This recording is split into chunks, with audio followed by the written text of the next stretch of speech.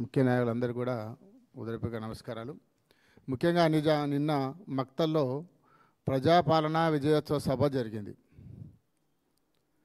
పాలన 2 సంవత్సరాలు కంప్లీట్ అయింది కాబట్టి నేను ప్రజాపాలన విజయోత్సవ సభలు 1వ తారీఖు నుంచి 13వ తారీఖు దాకా జరుపుతా, బ్రహ్మాండంగా ప్రపంచంలోనే అంతర్జాతీయ స్థాయిలో జరుపుతామని ముఖ్యమంత్రి గారు ప్రకటించి నిన్న మహబూబ్నగర్లో మక్తల్లో స్టార్ట్ చేసినారు. మొట్టమొదటి సభనే అట్టర్ ఫ్లాప్ అయిపోయింది. స్వయాన క్యాబినెట్ మంత్రి గారే ముఖ్యమంత్రి గారికి ఇంకా పెద్ద ఎత్తున స్వాగతం పలికేది ఉండే, ఇంకా చాలా ఆశీర్వదించేది ఉండే, నేను బాధపడుతున్నా అని చెప్పిన స్థాయికి వచ్చిందంటే ఆ సభ ఏ విధంగా జరిగిందో ప్రజలు ఆలోచిస్తున్నారు, కాంగ్రెస్ మంత్రులు కూడా ఆలోచిస్తూ ఉన్నారు. మరి ఎందుకు జరిగింది అట్లా? 2 సంవత్సరాల నుంచి ముఖ్యమంత్రి గారు పాలమూరు బిడ్డ అని చెప్పుకుంటా, పాలమూరు చేసింది ఏం లేదు, సున్నా. మాటలు చెప్పుకుంటే తిరుగుతుంది కాదు, చేతలు లేవు. నిన్న ఇంకొక కార్యక్రమం ఏం చేసినాడు, పార్లమెంట్ ఎన్నికలప్పుడు కొడంగల్ నారాయణపేట ఎత్తిపోతల పథకాన్ని కొడంగల్ ప్రారంభించాడు కోజిలో. ఒక 5-6 మంత్రులతో అక్కడ ఫౌండేషన్ వేసినాడు. మళ్ళీ నిన్న మక్తలు ఏం చేసినాడు, ఒకటే పార్కును కొడంగల్ నారాయణపేట ఒక మక్తలు యాడ్ చేసి దాన్ని బ్రహ్మాండంగా అక్కడ ప్రారంభిస్తున్నాను చెప్పి 2 సంవత్సరాల తర్వాత మళ్ళీ ఎవరైనా ప్రారంభిస్తారా? సరే, ముఖ్యమంత్రి గారు తెలియదేమో కానీ మరి ఇరిగేషన్ ఈఎన్సీఆర్ ఏం చేస్తారు, అధికారులు ఏం చేస్తూ ఉన్నారు? వాళ్ళకన్నా కొంచెం బుద్ధి ఉండాలి కదా. ఒక ప్రాజెక్టును 2 సార్లు ఎట్లా ప్రారంభిస్తారు, శంకుస్థాపన చేస్తారనేది. ఇక్కడ కోజిలో ప్రారంభించాడు, పార్లమెంట్ ఎన్నికలేమో కోజిలో చేసినాడు, పంచాయతీ ఎన్నికలు ఎప్పుడో మక్తలో చేసాడు. ఒకటే ప్రాజెక్టును 2 సార్లు ఎవరైనా ప్రారంభిస్తారా? సమాధానం చెప్పాలి. అదే కాకుండా ముఖ్యమంత్రి గారు ఇక ప్రజలు రాలేదంటే ఎందుకు రారు, నువ్వు ఇచ్చిన 6 గ్యారెంటీలు ఒక్కటి కూడా అమలు చేయలే. 2 సంవత్సరాల నుంచి నేను పాలమూరు బిడ్డ అని చెప్పి పాలమూరుకి పని కూడా చేయలేదు ఇంతవరకు. మనం చేసిన మహబూబ్నగర్ టౌన్ ఎట్లుండే గతంలో, సీనన్న మంత్రిగా ఉండి 10 సంవత్సరాలు హైదరాబాద్కు ధీటుగా మహబూబ్నగర్ టౌన్ జిల్లా కేంద్రం తయారైనది. అక్కడ మెడికల్ కాలేజ్ అయినది, 1000 పడకల హాస్పిటల్ అయింది, బ్రహ్మాండంగా జరిగి కంప్లీట్ అయినది. నారాయణపేట ఎట్లుండే, చిన్న గ్రామం ఉండేది, జిల్లా కేంద్రం చేసి మెడికల్ కాలేజ్ ఇచ్చి నారాయణపేట ఒక బ్రహ్మాండమైన నగరం తయారైంది. అది ఎవరు చేసినారు? కళ్ళు కనబడతలేదు. రేవంత్ రెడ్డి గారు అదే రోడ్డు పంటే పోయింది కదా, చూస్తున్నాడు కదా. మాయమాటలు చెప్పి ప్రజలు నమ్మరు. నువ్వు నిన్న చేసిన విజయోత్సవ సభలో మాట్లాడుతుంటే టీవీలలో కూర్చొని ప్రజలంతా తిట్టుకుంటున్నారు. నమ్మకం పోయింది, మాటలే కానీ చేతలు లేవని తెలిసిపోయింది ప్రజలకు.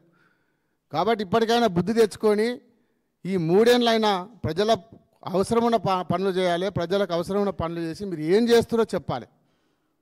కానీ మీరు పాలమూరు రంగారెడ్డి 90% కంప్లీట్ అయింది. నువ్వు నిజంగా పాలమూరు బిడ్డ అయితే నీకు 12 మంది ప్రజలు దీవించి 12 ఎమ్మెల్యే సీట్లు ఇచ్చినారు నాకు కానీ పాలమూరులో.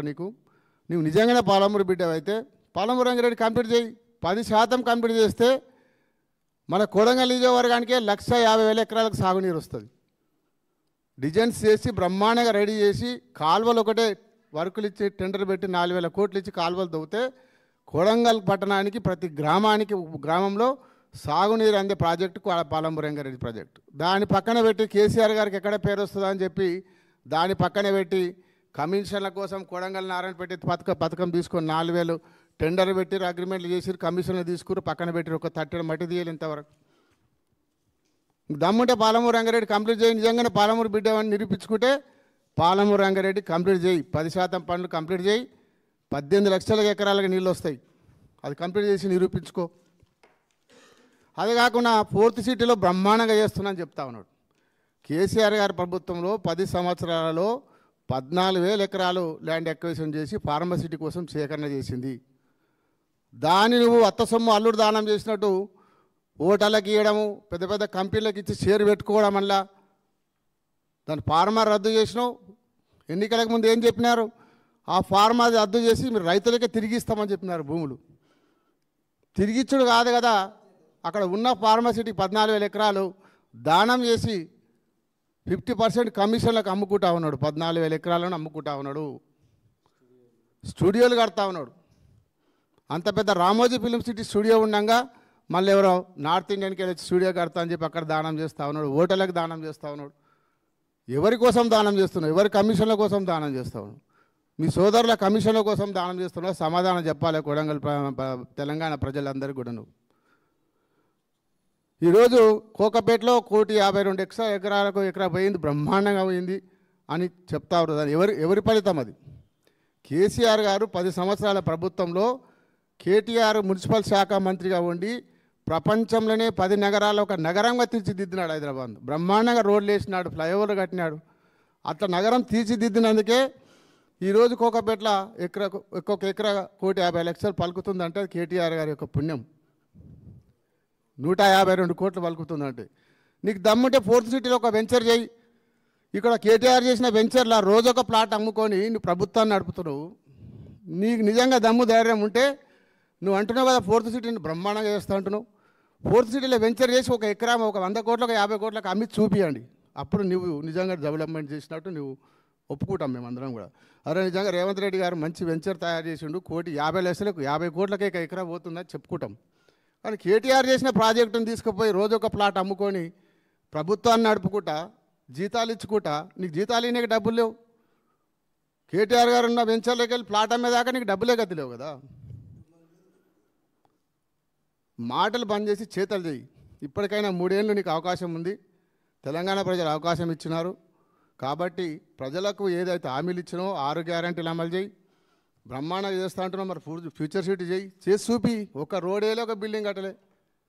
2 ఏళ్ళ నుంచి ఏదైనా ఒక్కటి చూపించండి. మీరు ఇది కట్టినా నీకు చూపించండి. మేమందరం వస్తాం, ప్రెస్ మీడియాని తీసుకొని మాబనారు పోదాం. చిన్న మేమందరం వస్తాం, మీరు మంత్రులను తోలియండి.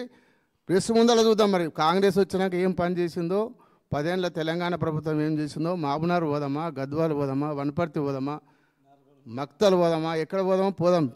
మీడియా సోదరుల ముందర ప్రెస్ తీసుకొని పోదాం. ఎవరు కొల్లాపూర్ పోదాం, ఎవరు పనులు కనబడుతున్నాయో. రేవంత్ రెడ్డి ఒక్క ₹1,00,00,000 పని ఎక్కడైనా కనబడితే మేము దేనికైనా సిద్ధం. మాటలు బంద్ చేసి ఇప్పటికైనా అబద్ధాలు చెప్తే ప్రజలు తిట్టుకుంటున్నారు, టీవీలు బంద్ చేస్తున్నారు. ఇప్పటికైనా నిజాలు మాట్లాడు, వాస్తవాలు మాట్లాడు. నువ్వు ప్రజలకు ఏం హామీలు ఇచ్చినావు అది చేసి నిరూపించుకుంటే నువ్వు ముఖ్యమంత్రి. ఇక ఫుట్బాల్ ఆడుతున్నట్ట ముఖ్యమంత్రి గారు. ఒక 6 నెలల్లో ఏడాది అయితే ప్రజల నిన్ను ఫుట్బాల్ ఆడే రోజు దగ్గరకు వచ్చింది. ఆడతారు, రోడ్ల మీద ఫుట్బాల్ ఆడతారు, ప్రజలు ఆడతారు. నిన్న 2 సంవత్సరాలు కంప్లీట్ చేసుకున్నందుకు మా పాలమూరు జిల్లా నుంచి విజయోత్సవాలు అని చెప్పి ప్రారంభించుకున్నారు. సరే, మేము అనుకున్నాం విజయోత్సవాలు అంటే 2 సంవత్సరాలు ఏమేమి చేసిందో చెప్తారు, తర్వాత ఇంకా ఏమేమి హామీలు ఇస్తారు ఉమ్మడి జిల్లాకు అని అనుకున్నాం. కానీ సేమ్ అదే కేసీఆర్ని తిట్టడము, 10 ఏళ్ళలో మీరు ఏం చేయలేదు మొత్తం మేమే చేసామని చెప్పడము, కేసీఆర్ గారిని తిట్టడం తప్ప ఏం లేదు, బీఆర్ఎస్ పార్టీని తిట్టడం తప్ప. అసలు ఇవేం విజయోత్సవాలు అర్థం కాలేదు. అందుకే ప్రజలు కూడా విసుకొచ్చి ప్రజలు కూడా రాలేదు. స్వయంగా వాళ్ళ మంత్రే ఇదేనా స్వాగతం పలకడం, ఇట్లేనా మనం